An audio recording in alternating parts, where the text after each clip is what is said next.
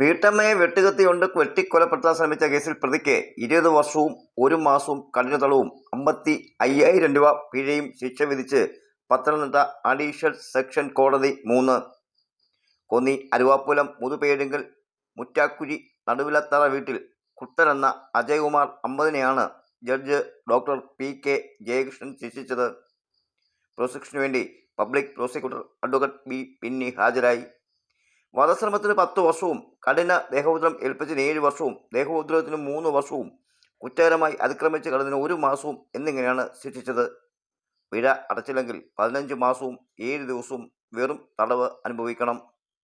2018 May 20-ന് പകൽ 3-നാണ് സംഭവം. പ്രതിയുടെ അയൽവാസിയായ വിനോദിനി 58-നെയാണ് വീട്ടുമുറ്റത്ത് അതിക്രമിച്ച് കയറി വെട്ടുകത്തി കൊണ്ട് തലയിലും പിൻകഴുത്തിലും ഇടത് കൈക്കും മുഖത്തും ഗുരുതരമായി വെട്ടി പരിക്കേൽപ്പിച്ചത്. ഇയാൾ മദ്യപിച്ചുവെന്ന് സ്ഥിരമായി അസഭ്യം പറയുന്നതിനെതിരെ കോന്നി പോലീസ് വീട്ടമ്മ പരാതി നൽകിയിരുന്നു. ഇതിന്റെ വിരോധം കാരണമാണ് പ്രതി ആക്രമണം നടത്തിയത്. തലയോട്ടിക്കും വലതുകാലിന് താഴെ അസ്ഥിക്കും പൊട്ടലുണ്ടായി.